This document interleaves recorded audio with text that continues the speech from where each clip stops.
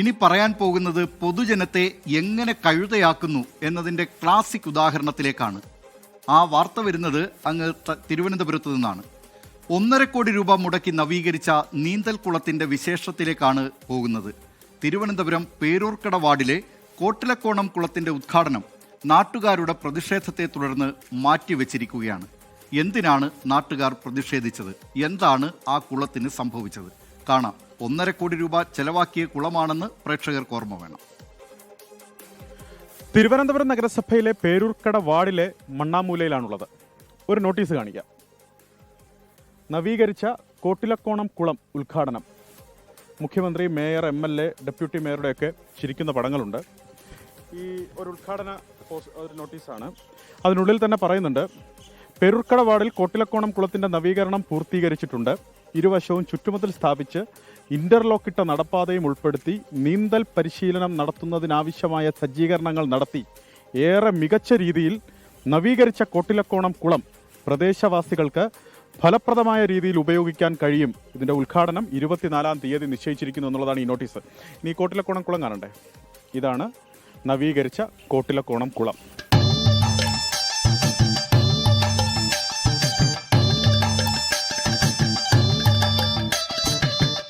ഇനി ഈ കോട്ടിലക്കോണം നീന്തൽക്കുളം നവീകരിച്ചതിന് ചിലവായ തുക എത്രയെന്നറിയണ്ടേ? 1,40,00,000 രൂപ.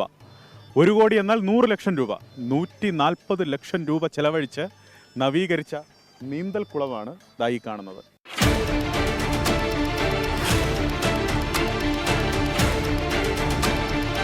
വീടെവിടെ?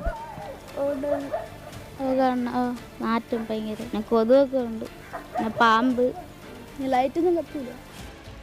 1 വർഷം മുമ്പാണ് ഈ നവീകരണ പ്രവർത്തികൾ ആരംഭിച്ചത്. സ്റ്റീൽ വേലിയുണ്ട്, സംരക്ഷണ ഭിത്തിയുണ്ട്, അതിനു മുകളിൽ ടൈൽ പാകിയിട്ടുണ്ട്, വൃക്ഷത്തൈകൾ നട്ടുപിടിപ്പിച്ചിട്ടുണ്ട്. ഒപ്പം 2 വശത്തും ഇരുമ്പ് ഫെൻസിങ്ങും സോളാർ ലൈറ്റുകളും സ്ഥാപിച്ചിട്ടുണ്ട്. ഇത്രയ്ക്കും 1,40 ലക്ഷം രൂപ വേണ്ടിവരുമോ? അരിയാഹാരം കഴിക്കുന്ന മനുഷ്യർക്ക് ദഹിക്കില്ല. ബാക്കി നവീകരിച്ചതാണ് ഈ കാണുന്നത്.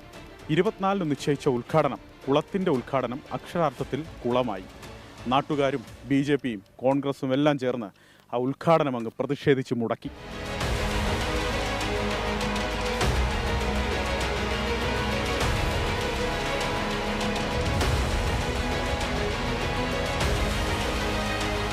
ഒന്നര വർഷം മുമ്പ് ഇതിൻ്റെ പണി ആരംഭിച്ചിട്ട് ഇതിൽ മുഴുവൻ ചപ്പ് ചവറ് പടർന്ന് ഇവിടെയെല്ലാം ഇഴജന്തുക്കളുടെ ശല്യം, സാമൂഹ്യ വിരുദ്ധരുടെ ശല്യമായിട്ട് ഇത് അടച്ചിട്ടിരിക്കുകയായിരുന്നു.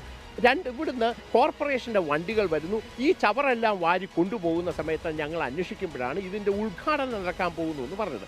അപ്പോൾ ഞങ്ങൾ ഇവിടെ വന്ന് നോക്കിയപ്പോൾ ഒന്നും ആയിട്ടില്ല. നോട്ടീസിൽ പറഞ്ഞിരിക്കുന്നത് നല്ല പോലെ നവീകരിച്ച നീന്തൽക്കുളം ഉദ്ഘാടനം ചെയ്യാൻ പോകുന്നു എന്നാണ്. ഇവിടെ കണ്ടാൽ അറിയാം ഈ കിടക്കുന്ന ഇതിൻ്റെ അവസ്ഥ എന്താണെന്ന്. മുൻപ് കൃഷി ആവശ്യങ്ങൾക്കും കുളിക്കാനും അലക്കാനുമൊക്കെ ഉപയോഗിച്ചിരുന്ന കുളമാണ് കോർപ്പറേഷന്റെ അനാസ്ഥയിൽ നശിച്ചതെന്ന് നാട്ടുകാർ പറയുന്നു. 1 ഏക്കർ 48 സെന്റ് ഉണ്ടായിരുന്ന കുളത്തിന്റെ വിസ്തൃതി കുറഞ്ഞതായും നാട്ടുകാർ ആരോപിക്കുന്നു. ചാണകം ഉൾപ്പെടെയുള്ള മാലിന്യം കുളത്തിലേക്ക് ഒഴുക്കുന്നതും തടഞ്ഞിട്ടില്ല. എന്തിനാണ് ഇത്രയും പൈസ എവിടെ ചെലവാക്കി? ഇതിന്റെ കണക്ക് അവതരിപ്പിക്കാൻ പറഞ്ഞാൽ അവർ പെട്ടുപോകും. 1 കോടി പോയിട്ട് ഒരു 50 ലക്ഷം രൂപ ചിലവാക്കിയെങ്കിൽ ഇതിനേക്കാളും നീറ്റായിട്ട് ചെയ്യാൻ പറ്റുമായിരുന്നു. നേരായ രീതിയിൽ അവർ നല്ല രീതിയിൽ ഇത് മുമ്പോട്ട് കൊണ്ടുവരണമെങ്കിൽ ഞങ്ങളുണ്ടാവും ആദ്യം കൈയടിക്കാൻ. ഇല്ലാന്നുണ്ടെങ്കിൽ ഞങ്ങൾ ശക്തമായി തന്നെ പ്രതികരിക്കും. തദ്ദേശ തെരഞ്ഞെടുപ്പ് വിജ്ഞാപനം വരുന്നതിന് മുമ്പ് ഉദ്ഘാടന മാമാങ്കം നടത്താനുള്ള തത്രപ്പാടിനിടയിൽ നവീകരണം നടത്തിയോ ഇല്ലയോ എന്നൊന്നും പരിശോധിക്കാൻ നഗരസഭാ ഭരണസമിതിക്ക് സമയം കിട്ടിയിട്ടുണ്ടാവില്ല. ചെളി പൂർണ്ണമായി നീക്കം ചെയ്ത് കുളം ഉപയോഗപ്രദമാക്കണമെങ്കിൽ ഇനിയും പണം മുടക്കേണ്ട അവസ്ഥയാണ്. കുളം കുളമാക്കിയവരോടാണ് നാട്ടുകാർക്ക് പറയാനുള്ളത്. 1,40 ലക്ഷം രൂപ അവരുടെ നികുതി പണമാണ്.